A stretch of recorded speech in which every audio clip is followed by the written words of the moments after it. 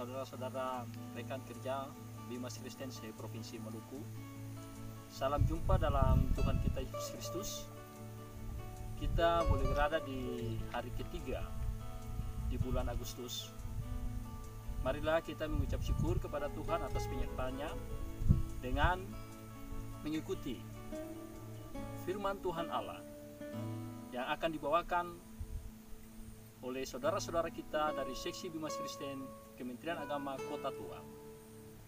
Semoga firman Tuhan Allah ini dapat menguatkan kita untuk menjalankan tugas dan aktivitas kita sepanjang minggu ini.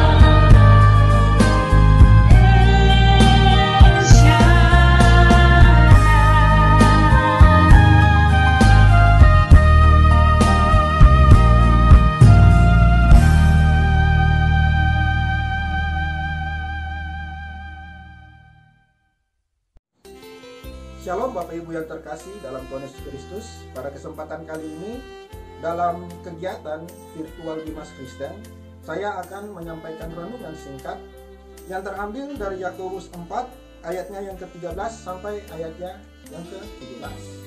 Tapi sebelumnya kita akan berdoa. Bapa yang ada dalam kerajaan surga, kami bersyukur untuk penyertaan-Mu. Kami bersyukur untuk perlindungan-Mu. Kami bersyukur untuk apa yang sudah Engkau kerjakan dalam kehidupan kami ini, Bapa. Tuhan, pada kesempatan kali ini kami akan mendengarkan firman-Mu. Kiranya Tuhan Engkau berbicara kepada kami, sehingga firman Tuhan ini dapat menjadi pegangan, boleh menjadi bekal, boleh menjadi rema di dalam kehidupan kami, dalam melakukan aktivitas kami, Tuhan. Berfirmanlah Tuhan, karena kami siap untuk mendengarkannya. Dalam nama Yesus, haleluya, amin. Bapak Ibu yang terkasih dalam Tuhan Yesus Kristus, Yakobus 4 ayatnya yang ke-13 sampai ayatnya yang ke-17 berbunyi demikian. Jangan melupakan Tuhan dalam perencanaan. Jadi sekarang, hai kamu yang berkata, hari ini atau besok kami berangkat ke kota Anu, dan di sana kami akan tinggal setahun dan berdagang serta mendapat untung. Sedang kamu tidak tahu apa yang akan terjadi besok. Apa arti hidupmu? Hidupmu ini sama seperti uap yang sebentar saja kelihatan lalu lenyap. Sebenarnya kamu harus berkata, jika Tuhan menghendakinya, kami akan hidup dan berbuat ini dan itu. Tetapi sekarang kamu memegahkan diri dalam congkakmu, dan semua kemegahan yang demikian adalah salah. Jadi jika seseorang tahu bagaimana ia berbuat baik, tetapi ia tidak melakukannya, ia berdosa. Bapak Ibu yang terkasih dalam Tuhan Yesus Kristus, tema renungan saya di hari ini adalah libatkan Tuhan dalam rencanamu. Setiap orang pastinya membutuhkan Tuhan, apalagi di tengah-tengah tantangan, masalah, baik itu secara pribadi maupun untuk keluarga. Tapi yang pastinya dalam kehidupan kita pasti membutuhkan Tuhan. Tetapi sikap dan cara yang menentukan atau memperlihatkan bahwa kita selalu melibatkan Tuhan atau tidak. Bapak Ibu yang terkasih dalam Tuhan Yesus Kristus, secara sederhana melibatkan Tuhan artinya Tuhan turut terlibat dalam rencana kita. Dengan kata lain, bahwa kita mengizinkan Tuhan untuk berkarya, untuk berproses di dalam rencana atau kehidupan kita. Tetapi seringkali kita menganggap bahwa hidup kita adalah milik kita sendiri. Jadi apapun yang kita lakukan itu terserah pada kita. Tapi kita lupa bahwa berbicara tentang kehidupan itu berarti berbicara tentang Tuhan. Bapak Ibu yang terkasih dalam Tuhan Yesus Kristus, lewat pembacaan firman Tuhan yang tadi kita baca dan dalam renungan yang saya bawa di hari ini, ada dua pemahaman penting yang akan saya sampaikan terkait dengan bagaimana kita melibatkan Tuhan dalam kehidupan kita. Pemahaman yang pertama adalah kita harus menyadari bahwa masa depan kita adalah milik Tuhan. Bapak Ibu, kalau kita berbicara mengenai masa depan, berarti pada saat itu juga kita akan berbicara mengenai rencana. Perencanaan adalah hal penting dalam menjalani sebuah kehidupan. Dengan perencanaan yang baik dan matang, langkah hidup kita akan semakin teratur, semakin terarah, dan semakin terfokus kepada apa yang ingin kita capai. Hidup yang terencana adalah bukti bahwa seseorang sangat menghargai waktu dan potensi yang Tuhan berikan dalam kehidupan kita. Namun sebuah perencanaan jika tidak disertai dengan tekad, usaha, mewujudkannya tidak akan lebih sekedar dari moto dan angan-angan belaka. Karena orang yang berhasil adalah orang yang hidupnya terencana dengan baik dan punya kemauan keras untuk mewujudkan rencana tersebut. Bapak Ibu yang terkasih, tapi satu pertanyaan penting dalam kehidupan kita. Apakah kita melibatkan Tuhan di dalam rencana kita? Amsal 16 ayat 9 mengatakan bahwa hati manusia memikirkan jalannya, tetapi Tuhanlah yang menentukan arah langkahnya. Bapak Ibu, mungkin kita mempunyai banyak rencana untuk masa depan kita. Ada banyak strategi yang Bapak Ibu buat, baik untuk hidup Bapak Ibu sendiri maupun untuk keluarga Bapak Ibu. Tetapi firman Tuhan dengan jelas mengatakan bahwa hati manusia memikirkannya, tetapi Tuhanlah yang menentukan langkahnya.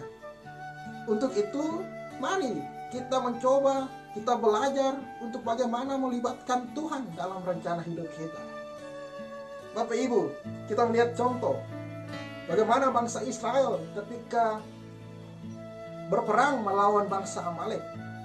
Dalam cerita ini begitu luar biasa bagaimana Tuhan berkarya, Tuhan bekerja, bagaimana ketika Tuhan terlibat di dalam peperangan tersebut.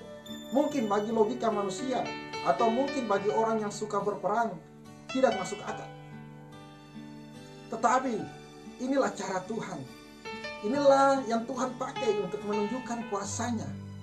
Mari kita lihat di dalam Keluaran 17 ayatnya yang ke-11 sampai ayatnya yang ke-12. Pada saat Musa menyuruh Yosua untuk memilih pasukan untuk maju berperang dengan bangsa Amalek. Tetapi dalam ayatnya yang ke-11 dikatakan bahwa dan terjadilah apabila Musa mengangkat tangannya. Ini di luar dugaan. Skema peperangan tidak ada hanya orang mengangkat tangan, Bapak Ibu. Tetapi inilah cara Tuhan. Dan lebih kuatlah Israel. Tetapi apabila Musa menurunkan tangannya, lebih kuatlah Amalek. Tetapi ceritanya terus berlanjut dan menunjukkan kuasa Tuhan yang begitu besar. Lalu kemudian dalam ayatnya yang ke-12, maka penatlah tangan Musa. Sebab itu mereka mengambil sebuah batu, diletakkanlah di bawahnya, supaya ia duduk di atasnya. Harun dan Hur menopang kedua belah tangannya, seorang di sisi samping, di sisi lain, yang seorang di sisi lain, sehingga tangannya tidak bergerak sampai matahari terbenam. Bapak Ibu, tidak masuk logika. Hanya dengan mengangkat tangan bangsa Israel menang, dan ketika Musa turun tangan bangsa Israel akan kalah. Disitulah bagaimana letak rencana Tuhan. Mungkin tidak terpikir oleh Musa. Karena apa? Karena perhitungan bahwa bangsa Israel baru keluar dari tanah Mesir. Selama di Mesir mereka menjadi budak dan tidak ada pelatihan mengenai peperangan. Bagaimana cara berperang tidak dimiliki. Tetapi inilah cara Tuhan. Bagaimana ketika Tuhan terlibat di dalam kehidupan bangsa Israel. Demikian pula dengan kehidupan kita. Apa hari ini yang sedang engkau rancangkan? Apa saat ini yang sedang engkau impikan untuk masa depan? Rencanamu bukan rancanganku. Itu kata firman Tuhan. Untuk itu, mari kita belajar untuk taruh. Kita belajar untuk izinkan Tuhan di dalam rencana yang kita buat. Dan satu hal yang penting, bahwa sebuah perencanaan hidup akan sempurna apabila Tuhan terlibat di dalamnya dan pastinya memiliki hasil yang terbaik. Bapak Ibu yang terkasih dalam Tuhan Yesus Kristus, pemahaman yang kedua yang harus kita mengerti di sini adalah jawaban atas rencana kita adalah Tuhan. Sangat jelas surat Yakobus dalam pasal yang keempat menuliskan kepada kita. Dalam ayatnya yang ke-15 dikatakan, sebenarnya kamu harus berkata, jika Tuhan menghendakinya, kami akan hidup dan berbuat ini dan itu. Tetapi sekarang kamu memegahkan diri dalam congkakmu, dan semua kemegahan yang demikian adalah salah. Bapak Ibu, ternyata di dalam kehidupan kita, dalam meraih rencana kita, meraih impian kita, kita butuh perkenanan Tuhan. Apakah Tuhan berkehendak? Apakah Tuhan berkenan dengan rencana yang kita buat? Sadar atau tidak sadar, di zaman yang modern dan serba bisa ini, kebanyakan orang tidak lagi melibatkan Tuhan.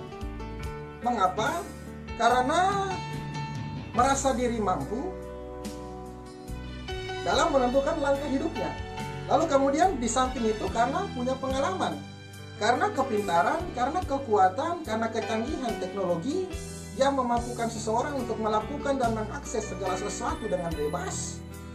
Lalu apalagi ditambah dengan keuangan atau harta kejabatan yang dimiliki, akhirnya mengira bahwa semua rencana impian yang telah dibuat akan berhasil dan dapat digapai dengan semua yang dimiliki.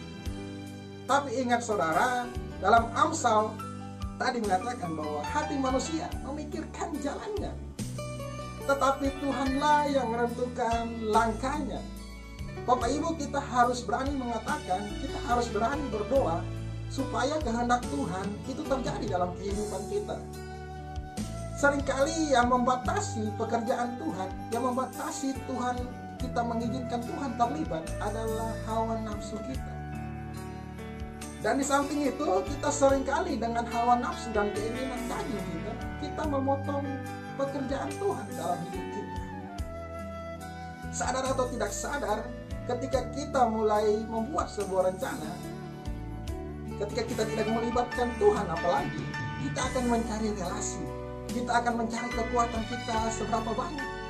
Dan ketika kita sudah mendapat jalan buntu, baru kita mencari Tuhan. Bapak Ibu, Tuhan bukan dokter yang datang hanya dengan keluhan kita, tapi Tuhan harus terlibat dan terutama dalam kehidupan kita. Bapak Ibu yang terkasih, berbicara mengenai sebuah perencanaan, kita perlu perkenanan Tuhan. Ada banyak sekali dan saya percaya bahwa di dalam kisah Alkitab, semua tokoh-tokoh Alkitab, mereka berhasil karena mereka melibatkan Tuhan di dalam kehidupannya. Kalau Tuhan tidak berfirman, pasti jalannya berbeda. Tetapi karena Tuhan yang berfirman, akhirnya mereka mendapatkan banyak kemenangan lepas kemenangan, banyak berkat demi berkat, banyak kemuliaan demi kemuliaan yang mereka nikmati bersama Tuhan. Bapak Ibu, kita perlu ingat bahwa banyak rancangan di hati manusia, tetapi keputusanlah Tuhan yang terlaksana. Lewat kebenaran firman Tuhan ini menunjukkan kepada kita bahwa sebenarnya kita perlu menyelaraskan, kita perlu datang kepada Tuhan, mengkomunikasikan kepada Tuhan, Tuhan ini rencana saya, apa rencanamu bagiku? Mengapa demikian? Karena dalam kehidupan ini yang paling penting adalah bagaimana tujuan Tuhan tergenapi dalam kehidupan kita. Bapak Ibu yang terkasih, apalagi dalam Amsal 27 ayat 1 dikatakan, janganlah memuji diri karena esok hari, karena engkau tidak tahu apa yang terjadi di hari itu. Artinya bahwa kita boleh punya banyak tujuan, dan mungkin kita berpikir di besok hari kita dapat mendapatkan tujuan itu. Tetapi ingat, hari esok tidak ada yang tahu. Bahkan kitab Yakobus menuliskan bahwa hidup ini seperti uang yang gampang dengan gampangnya lenyap begitu saja.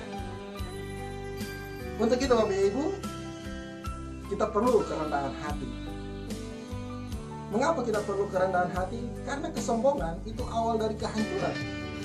Bahkan orang yang sombong dan angkuh selalu meyakini seperti ini, bahwa ia mampu mengatasi semua persoalan hidupnya dengan kekuatan yang dimiliki. Padahal ada banyak hal di dunia ini yang tidak dapat diprediksi.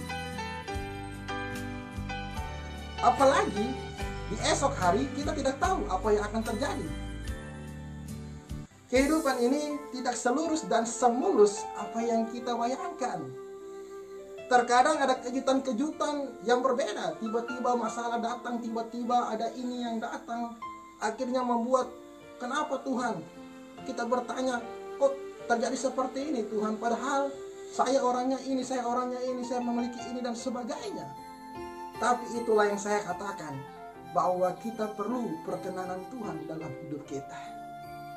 Bapak Ibu yang terkasih dalam Tuhan Yesus Kristus, firman Tuhan mengatakan dalam Amsal 16 ayat 18, kecongkakan mendahului kehancuran dan tinggi hati mendahului kejatuhan. Dalam Yakobus 4 ayat 6 dikatakan Allah menentang orang yang congkak, tetapi mengasihani orang yang rendah hati. Hari ini saya mengajak Bapak Ibu, dalam rencana yang Bapak Ibu buat dalam impian untuk masa depan, baik itu untuk pribadi Bapak Ibu, atau untuk keluarga, atau untuk anak-anak, atau untuk keluarga besar dari Bapak Ibu. Mari berikanlah kerendahan hati. Kita datang kepada Tuhan, kita membawa dalam pergumulan kita, sehingga rencana Tuhanlah yang terjadi dalam kehidupan kita. Bapak Ibu, sebagai ayat penutup, dalam Yeremia 17 ayat 5 mengatakan seperti ini. Terkutuklah orang yang mengandalkan manusia, yang mengandalkan kekuatannya sendiri, dan yang hatinya menjauh daripada Tuhan. Tetapi dalam ayat yang ke-7, firman Tuhan begitu luar biasa datang kepada kita, bahwa diberkatilah orang yang mengandalkan Tuhan, yang menaruh harapannya di dalam Tuhan. Sebagai penutup, saya ingin katakan bahwa mari andalkan Tuhan di dalam rencana kita. Manusia terbatas, mungkin kekayaan kita juga terbatas, mungkin orang yang kita andalkan juga terbatas. Tetapi saya mau katakan bahwa di dalam Tuhan semuanya pasti berhasil. Ada banyak cerita Alkitab, ada banyak tokoh Alkitab yang mengalami keberhasilan ketika Tuhan terlibat di dalam mereka. Lalu kemudian hal yang paling terakhir di sini adalah mari kita koreksi diri kita masing-masing. Kita koreksi hati kita, apakah selama ini kita melibatkan Tuhan dalam rencana kita atau tidak? Atau malah sebaliknya, kita mengandalkan kekuatan kita untuk mengatasi rencana yang kita buat. Amsal 16 ayat 2 mengatakan segala jalan orang adalah bersih menurut pandangannya sendiri, tetapi Tuhanlah yang menguji hati. Oke Bapak Ibu, jadi hari ini apakah Bapak Ibu melibatkan Tuhan dalam rencana Bapak Ibu? Hanya Bapak Ibu, saya, dan pribadi masing-masing kita yang mengetahui sejauh mana kita melibatkan Tuhan. Firman Tuhan katakan bahwa dalam kitab Mazmur bahwa serahkanlah dan percayalah, maka ia akan bertindak. Demikian dalam firman Tuhan, renungan yang saya bisa sampaikan ke Bapak Ibu. Semoga firman Tuhan ini menjadi berkat dan pegangan dan kekuatan bagi kehidupan Bapak Ibu dalam aktivitas yang Bapak Ibu lakukan setiap hari. Terima kasih dan Tuhan Yesus memberkati. Bapak Ibu yang terkasih dalam Tuhan Yesus Kristus, mari kita satu di dalam doa. Kami bersyukur Tuhan untuk kebenaran firman Tuhan yang boleh kami dengar. Kiranya lewat pemberitaan firman Tuhan yang telah didengar ini Tuhan dapat menjadi berkat bagi kehidupan kami, dapat menjadi pegangan dan bekal untuk kami menjalani atau melanjutkan kehidupan kami ke depan Tuhan. Ajari kami, mampukan kami Tuhan untuk terus melibatkan Tuhan di dalam setiap rencana yang kami buat, sehingga kami dapat memperoleh keberhasilan dan keberhasilan. Bapa, saat ini juga kami berdoa menyerahkan bangsa dan negara kami di tengah-tengah banyak persoalan yang dihadapi. Bapa, kami percaya bahwa Engkau terus memberkati bangsa kami. Kami berdoa Tuhan berkati pemimpin-pemimpin kami dari tingkat pusat hingga kepada tingkat daerah-daerah Tuhan. Engkau berkati mereka. Biarlah seluruh warna kepemimpinan dan pemimpin-pemimpin kami yang ada di bangsa ini adalah warna takut akan Engkau. Engkau berikan mereka kemampuan dan kesehatan sehingga mereka dapat menjalankan tugas dan tanggung jawab dengan baik Tuhan. Sehingga mereka dapat membawa bangsa ini ke arah yang lebih baik, ke arah yang lebih maju daripada hari-hari sebelumnya Tuhan. Di samping itu juga Tuhan kami berdoa untuk seluruh kementerian agama yang ada di negara ini Tuhan. Kiranya Engkau berkati semuanya. Berkati pemimpin-pemimpin yang ada, berkati semua orang yang bekerja di dalamnya Tuhan. Biarlah Kementerian Agama boleh terus menjadi teladan dan boleh terus eksis Tuhan di dalam pekerjaan dan tanggung jawab yang dijalankan. Bapak bahkan berdoa bagi setiap pemilu agama Tuhan. Biarlah setiap pemilu mereka dapat menjalankan tugas mereka dengan baik, memberikan mereka kekuatan, memberikan mereka kesehatan, sehingga mereka dapat menjalankan tugas dan tanggung jawab mereka di Bapa, ini doa kami, biarlah Engkau berkati seluruh pekerjaan yang kami lakukan, aktivitas yang kami lakukan. Kami minta Tuhan biarlah perlindungan nyata dalam kehidupan kami masing-masing. Dan ini ungkapan syukur kami hanya panjatkan ke dalam nama Tuhan. Di dalam nama Yesus kami berdoa. Haleluya. Amin. Shalom. Demikian ibadah virtual Dimas Kristen. Terima kasih. Tuhan Yesus memberkati.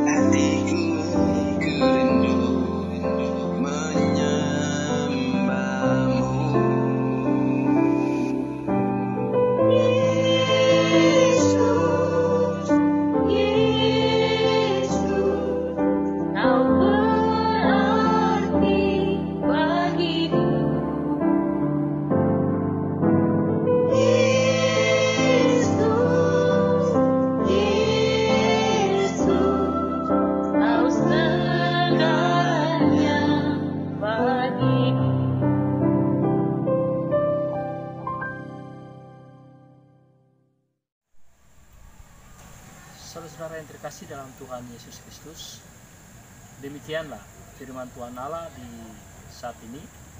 Semoga menjadi berkat bagi kita sekalian.